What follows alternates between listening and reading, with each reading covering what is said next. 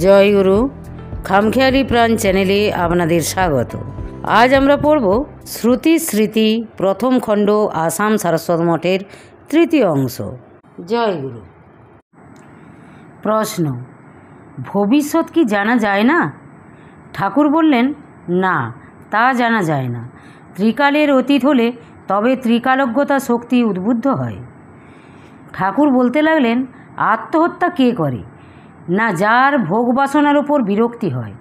যদি তোমার আত্মহত্যা করতে প্রকৃত ইচ্ছা হয়, তাহলে বুঝতে হবে তোমার আর পার্থিব বিষয়ভোগের আশা ভরসা নেই।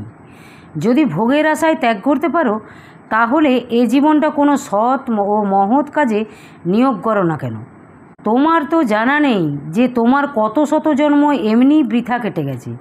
না হয় এই জীবনটা মহৎ কাজে কাটিয়ে দিলে।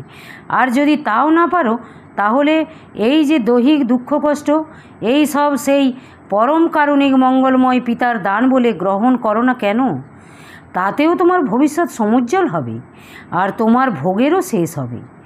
দেখো, তুমি এ ভবকারাগারের কয়েদি যদি তার প্রতি ব্যবস্থিত দণ্ড স্বেচ্ছায় বরণ করে নেয়, আর সেটাকে তার অর্জিত কর্মফল যা ভোগ করতেই হবে তা জেনে নিশ্চিন্ত মনে সুষ্ঠুভাবে নিজের কাজ করে যায়, তাহলে যেমন তার সদ্ব্যবহারের জন্য কর্তৃপক্ষের দয়াতে তার মেয়াদকাল কমেও যেতে পারে, তেমনি এই যে দুঃখ কষ্ট ভোগ করছো, সেটাকে যদি তোমারই অর্জিত কর্মফল এবং তারই কারুণিক দান ও বিধান বলে মাথা পেতে নাও, তাহলে হয়তো তারই দয়াতে তোমার কষ্টের লাঘব হতে পারে। ভোগান্তে তুমি আবার পূর্বের মতো মুক্ত অবস্থা পেতে পারো। আর কয়েদি যদি তার প্রতি ব্যবস্থিত দণ্ড স্বেচ্ছায় মাথা পেতে না নেয় এবং তার নির্দিষ্ট কাজ করতে না চায়, তখন জেলের কর্তৃপক্ষ তার উপর আরও কঠিন ব্যবহার করে সেই কাজ করিয়ে নেয় এবং তার নিজের ব্যবহারের জন্য তাকে আরও কত যন্ত্রণা সহ্য করতে হয়। যদি সে আরও বেশি উচ্ছৃঙ্খল হয়ে পড়ে এবং গারদ ভেঙে পালাবার চেষ্টা করে বা পালায়, তাহলে তার পূর্বদণ্ড তো ভোগ করতেই হয়, তাছাড়া তার প্রতি আরও কঠোর দণ্ডের আদেশ হয় এবং ভোগকালও বেড়ে যায়। তেমনি পরম মঙ্গলময় পিতার বিধানের বিরুদ্ধ আচরণ করলে দুঃখ যন্ত্রণার ভোগ বাড়া ছাড়া কমে না। তুমি ইচ্ছা করলেই আত্মহত্যা করতে পারো না, কারণ জীবাত্মার দেহধারণ বা দেহত্যাগ কারও সাধ্যায়ত্ত নয়। জন্ম মৃত্যু নিজ কর্মার্জিত দৈব বিধানের উপর নির্ভর করে। তোমরা এমন অনেক গল্প শুনেছ বা ঘটনাও দেখে থাকবে, তবু তোমাকে রামকৃষ্ণ পরমহংসদেবের গুরু তোতাপুরীর কথা বলছি, তা শুনেই বুঝতে পারবে। দক্ষিণেশ্বরে থাকার সময় তার একবার কঠিন রক্ত আমাশা হয়। তাতে এত বেশি যাতনা পান যে তিনি অস্থির হয়ে পড়েন। তিনি একজন মহাত্যাগী যোগী পুরুষ, প্রায় 40 বছর যোগাভ্যাস করেছিলেন। বহু চেষ্টা করেও তিনি সমাধি আনতে পারলেন না এবং কিছুতে যাতনা কমল না দেখে শেষে দেহটাকে ত্যাগ করার ইচ্ছায় দক্ষিণেশ্বরে গঙ্গায় নেমে ডুবে মরতে যান। কিন্তু যতদূর তিনি গেলেন তার মধ্যে ডুবজল পেলেন না। ক্রমে হাঁটতে হাঁটতে যখন দেখলেন যে ওপারের কাছে পৌঁছেছেন, তখন তার জ্ঞান হলো। তিনি বুঝলেন এই শরীরটা নষ্ট করার ক্ষমতাও তার নেই। তারপর তাছাড়া আরও অনেক কথা আছে, কাজেই বুঝতে পারছো যে এই দেহত্যাগ তোমার আয়ত্তের ভেতর নয়। 23শে জ্যৈষ্ঠ বুধবার 1330। কালকের প্রসঙ্গ উত্থাপন করে ঠাকুর আজ আবার বলতে লাগলেন, অনেকের ধারণা মহাপুরুষের আশ্রয় নিলেই বুঝি তার সব দুঃখ দূরে হয়ে যায়। কেউ কেউ আমার শিষ্যদের বলে, মহাপুরুষের আশ্রয় পেয়েও এত দুঃখ কষ্ট কেন? কারো রোগ শোক হলে অমনি ধরে বসে, ঠাকুর দয়া করে ভালো করে দাও।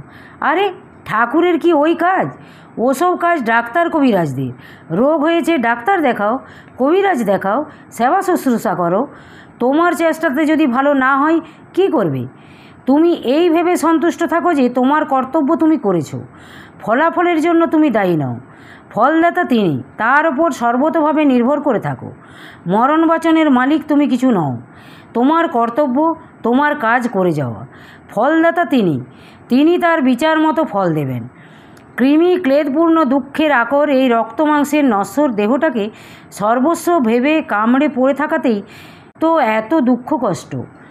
যতই চেষ্টা করো না কেন, একদিন এই শরীরপাত হবেই। এই তুচ্ছ দেহের জন্যে তার কাছে প্রার্থনা করতে হবে। তার জন্য আবার গুরুর কাছে, ভগবানের কাছে এত কান্নাকাটি কেন? আর ভোগ, এই তুচ্ছ ভোগের জন্য তার কাছে প্রার্থনা করতে হবে। ভোগে তৃপ্তি কই? ভোগ্যবস্তু অনন্ত, ভোগকাল তো নির্দিষ্ট, এর মধ্যে কতই বা ভোগ করবে। তারপর ভোগ করতে জানলে এই দেহেই ভোগ সুখ পাওয়া যায়। ভোগ যে করবে তাও সংযত হয়ে, পরিমিত ও বিধি নিয়ন্ত্রিতভাবে করতে হবে। এইভাবে শাস্ত্রের বিধি মেনে তার মর্মার্থ বুঝে ভোগ করতে জানলে ভোগ তৃষ্ণার নিবৃত্তি হয়। তা না হলে ভোগ তো করতে পারবে না। অপূর্ণ উচ্ছৃঙ্খল ভোগ লালসা নিয়ে মৃগ তৃষ্ণিকার পিছু পিছু ছুটলে তৃষ্ণা নিবারণের ঠান্ডা জলের বদলে শুধুই প্রাণান্তকর হতাশা নিয়ে ছটফট করে মরতে হবে। শুধু অজ্ঞানে লালসার লগলকে জিভ বার করে ভোগের পিছু ছুটলেই ভোগ তোমার করায়ত্ত হবে না। ভোগ যা তা তো নির্দিষ্টই আছে, তার জন্য আবার গুরুর কাছে, ভগবানের কাছে প্রার্থনা কেন? তারপর তিনি পরম কারুণিক পিতা। সন্তান যদি আপাতমধুর ভেবে বিষ খেতে চায়, জ্ঞানবান পিতা কি তা কখনো দিতে পারেন? অজ্ঞান অন্ধ জীব তাই ভ্রমে পড়ে সেই রকম করুণাময়কে নানা কঠোর কথা বলে, তাকে নির্দয় বলে মনে করে। তিনি সব সময় নিজের মঙ্গলের জন্য তার পিছু পিছু ফিরে বেড়াচ্ছেন। জীব মোহান্ধ, তাই তার মঙ্গলময় হাত দেখতে পায় না, নিজের আকাঙ্ক্ষা নিয়েই ছুটে বেড়ায়। মোহমুগ্ধ জীবকে সৎ পথে আনার জন্য প্রথমে তিনি অনুকূল দয়া করেন। তাতে যদি জীবের চেতনা না হয়, তখন পরম কারুণিক হয়েও জীবের মঙ্গলের জন্য তার প্রতি কঠোর বিধান করেন। সেও তার দয়া, সেটাকে প্রতিকূল দয়া বলতে পারো। গুরু ভগবান এ চান না যে জীব তাকে ভুলে বিষয় বিষে মজে থাকুক। এই পার্থিব বিষয় সুখ অতি তুচ্ছ, এর জন্য আবার গুরু ভগবানের কাছে প্রার্থনা করতে হবে? যাকে সুখ বলছি তা তো সুখ নয়। কই বিষয় সুখে আনন্দ কই? আজ যা প্রিয়, কাল আর তাকে চায় না, কাল আবার অন্য চায়, পরশু আবার তাতেও তৃপ্তি হলো না, আবার অন্য আরও কিছু চেয়ে বসি। সুতরাং ওতে সুখ শান্তি কোথায়? রত্নাকরের কাছে কানাকড়ি চাইব কেন? রত্নাকরের অতল তলে একেবারে ডুব দিই না, তাহলে অফুরন্ত আনন্দ ভাণ্ডারে পৌঁছাবো। কাঞ্চন ছেড়ে তুচ্ছ কাচের জন্য আশা কেন? লোকের ধারণা সাধু মহাপুরুষ তিনি, যিনি অলৌকিক কিছু করতে পারেন বা দেখাতে পারেন। যিনি সাধু হবেন তিনি ঈশ্বরের বিধানের বিরুদ্ধে কখনো চলতে পারেন না, কারণ মুক্ত পুরুষের ইচ্ছা আর ঈশ্বরের ইচ্ছায় কোনো পার্থক্য নেই। তার ইচ্ছা আর ভগবানের ইচ্ছা এক হয়ে যায়। তবে কোনো কোনো মহাপুরুষের জীবনে কতকগুলো অলৌকিক ঘটনা ঘটতে দেখা গেছে, তাও খুব কম। যেখানে কার্যকারণ সম্বন্ধ থাকে সেইখানেই ওই ইচ্ছার বিকাশ হয়, তাও কিন্তু বিধির বিধানের বিরুদ্ধে নয়। তার লীলার জন্য যতটুকু বিহিত সেইটুকুই হয়। জগৎগুরু শঙ্করাচার্যের জীবনে এরকম একটি বিশেষ ঘটনা ঘটেছিল। তিনি একটি মরা মানুষকে বাঁচিয়েছিলেন। একেও ঠিক মরা মানুষ বাঁচানো বলা যেতে পারে না। এ লোকচক্ষুতে মরা বোধ হলেও তার প্রাণের ক্রিয়া সাময়িকভাবে নিরুদ্ধ ছিল মাত্র। তারপর এই সব অলৌকিক ঘটনা বিশেষ বিশেষ কারণে হয় এবং ভক্ত ও অন্তরঙ্গদের মধ্যেই এর কাজ বেশি হয়। সদ্গুরুর কৃপা লাভ করেছে এমন অনেকেই মহাপুরুষের অলৌকিক শক্তি দেখতে পায়, কিন্তু অন্যে তা বিশ্বাস করে না। লোক মনে করে ওসব ভক্তের অত্যুক্তি। 24শে জ্যৈষ্ঠ, বৃহস্পতিবার, 1330। আজ সকালে আসনঘরের সামনের চাতালে বসে ঠাকুর যোগেশ দাদার সঙ্গে কথা কইছিলেন। আমার শরীর ভালো না থাকায় সেখানে গিয়ে বসতে পারিনি। শুয়ে শুয়ে তাদের কথা শুনছিলাম। ঠাকুর বলছেন, স্ত্রীলোকেরা কখনো কামুক পুরুষকে ভালোবাসে না। স্ত্রী পুরুষ উভয় জাতের পরস্পরের প্রতি একটা স্বাভাবিক আকর্ষণ আছে, তাতে কেউ কারো মন হরণ করতে পারে না। শান্ত, দান্ত, সংযত, প্রেমময় পুরুষকে স্ত্রী জাতি মাত্রেই ভালোবাসে। ভালোবাসা মুখে বলে বা দেখিয়ে জাহির করে লাভ নেই, তাতে ফলও ভালো হয় না। প্রেমময় স্বরূপ হলে তার প্রতি আপনা হতেই সকলে আকৃষ্ট হয়। জীবনে যে বিষয়ে যার লক্ষ্য যত স্থির হবে, তার সেই ভাব ততই দেহে বাক্যে মনে পরিস্ফুট হয়ে উঠবে। আমায় ভালোবাসুক, এ বাসনা থাকতে ভালোবাসা পাওয়া যায় না। প্রেমময় হয়ে যেতে হবে। বালকের প্রেমময় মূর্তি, তাকে যে দেখে সেই ভালোবাসে। ভালোবাসা 3 রকমের জাত হয়, রূপ, গুণ ও কর্তব্য থেকে। রূপ থেকে হলে সেটা রূপজ, গুণ থেকে হলে গুণজ, আর কর্তব্য জ্ঞানে ভালোবাসা হলে সেটা কর্তব্যজ। রূপজর চেয়ে গুণজ শ্রেষ্ঠ, আবার গুণজ হতে কর্তব্যজ শ্রেষ্ঠ। অধম, মধ্যম ও উত্তম। রূপজ ভালোবাসা অতি তুচ্ছ আর ক্ষণস্থায়ী। রূপের আকর্ষণ কেটে গেলেই তা চলে যায়। গুণজ ভালোবাসা অবশ্য অপেক্ষাকৃত ভালো, সেটা মধ্যম রকমের, সেটাও গুণের পরিবর্তনে চলে যেতে পারে। কর্তব্যজ ভালোবাসার একটা দৃঢ় ভিত্তি আছে, কিন্তু তাকেও সুদৃঢ় করা চায়। উনি আমার স্বামী, আমি স্ত্রী, আমার একমাত্র কর্তব্য ওকে ভালোবাসা, ওর সেবা করা। এটা হলো কর্তব্যজ ভালোবাসার লক্ষণ। একে সুদৃঢ় করতে হলে স্বামীকে সাক্ষাৎ দেবতা জ্ঞানে, জগৎ স্বামী জ্ঞানে সেবা পূজা করা উচিত। এ হচ্ছে প্রকৃত ভালোবাসা। একে প্রেম বলা যেতে পারে। রূপজ ও গুণজ ভালোবাসাকে মোহ বলা যেতে পারে। অবস্থার পরিবর্তনে তার পরিবর্তন হয়, অগ্নি পরীক্ষায় টেকে না। কিন্তু তৃতীয়টিতে অতৃপ্তি নেই, জ্বালাময়ী আকাঙ্ক্ষা নেই, উচ্ছ্বাস নেই, অপক্ষয় নেই। এতে সবসময়ই শান্তি আছে। 26শে জ্যৈষ্ঠ শনিবার 1330। যোগেশ দাদা ও আমি ঠাকুরের কাছে বসে আছি। ঠাকুর বলতে লাগলেন, উপযুক্ত অবস্থা না হলে কেউ সব ভাব গ্রহণ করতে পারে না। আমার প্রাণে এমন অনেক ভাব আছে যা আমি প্রকাশ করতে পারি না, বলবার লোকই পাই না। ভাবের ভাবুক না হলে ওসব বলাও চলে না। সমাজে প্রচার করা তো দূরের কথা, ওসব গ্রহণ করার শক্তি থাকা চাই। গৌরাঙ্গ মহাপ্রভু মাত্র কয়টি অন্তরঙ্গ ভক্তদের নিয়ে নীলাচলে সেই মধুর লীলাসুখ সম্ভোগ করেছিলেন। একটি স্ত্রী ভক্তকে আমি এক সময়ে পত্র লিখেছিলাম। তার ভাই পত্রটি দেখে তাকে জিজ্ঞাসা করেছিল যে স্ত্রীলোকের পক্ষে কোনো সম্বোধনটি সবার চেয়ে মধুর। সে উত্তর করল, মা।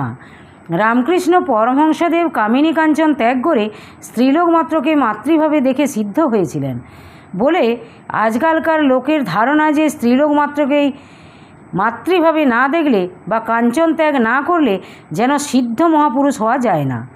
মাতৃভাবের সাধনা ছাড়া যেন আর সাধনা নেই। যার প্রকৃতিতে যে ভাব প্রবল, সেই ভাবের পূর্ণ প্রতিষ্ঠাতেই সে সিদ্ধ হয়। ভক্তিপথে সাধন পঞ্চভাবের হয়, শান্ত, দাস্য, সখ্য, বাৎসল্য ও মধুর। শান্ত ভাবকে বৈষ্ণবেরা ভাবের মধ্যে গণনা করেন না।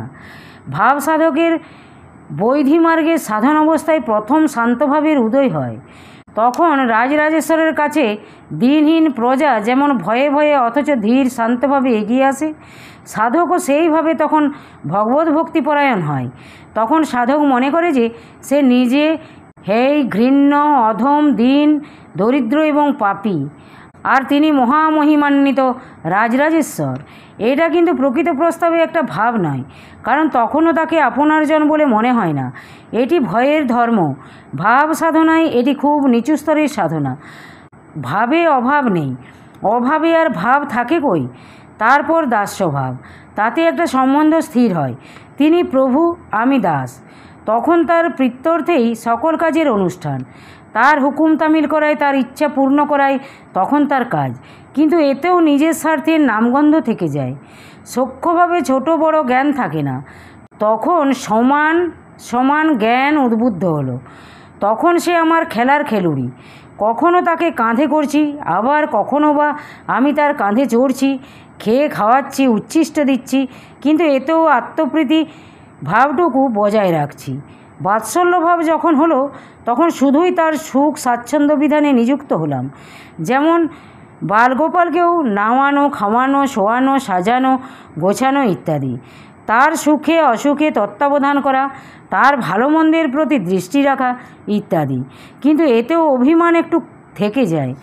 মধুর ভাব বুঝতে গিয়ে আমাদের স্বামী স্ত্রীর বৈধ ভাব বুঝলে চলবে না। আমাদের সমাজে যে স্বামী স্ত্রীর ভাব তা ঠিক সখ্য ভাব। এ ভাব বুঝতে হলে গোপী ভাব বুঝতে হয়। গোপীদের কৃষ্ণ সুখ ভোগের ইচ্ছামাত্র ছিল না।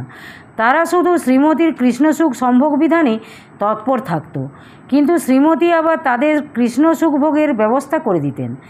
এই জন্য রায়কে প্রেমের গুরু বলা হয়। তার কৃপাতে গোপীদের কৃষ্ণধন লাভ হয়েছিল। দাস্য, সখ্য, বাৎসল্য এই তিন ভাবেরও মধুর ভাব আছে, আবার মধুর ভাবেরও মধুর ভাব আছে। এই সব ভাবের মধুর ভাব নিয়েই নিত্যধামের অপ্রাকৃত নিত্যলীলা। সেখানে শুধু আনন্দঘন মূর্তি, সেখানে অনন্তকালে লীলা হচ্ছে, সেখানে শুধু ভাবময় রূপ। সন্ন্যাস আশ্রম, অন্য তিন আশ্রমের মতো সাধন আশ্রম সন্ন্যাসী সিদ্ধ হলে তখন তাকে ভাবে প্রতিষ্ঠিত হতে হয়। সন্ন্যাসীও পূর্ণ নয়, তত্ত্বে আর প্রেমে মিললে তবেই পূর্ণত্ব। আমার সেবকদের বা ভক্তদের মধ্যে কেউ নিছক জ্ঞানপন্থী বা ভক্তিপন্থী নেই। এরা শঙ্করের জ্ঞান ও গৌরাঙ্গের প্রেম বা ভক্তির সাধক। তাই মঠের নাম দেওয়া হয়েছে সারস্বত মঠ, আর আশ্রমের নাম গৌরাঙ্গ সেবাশ্রম।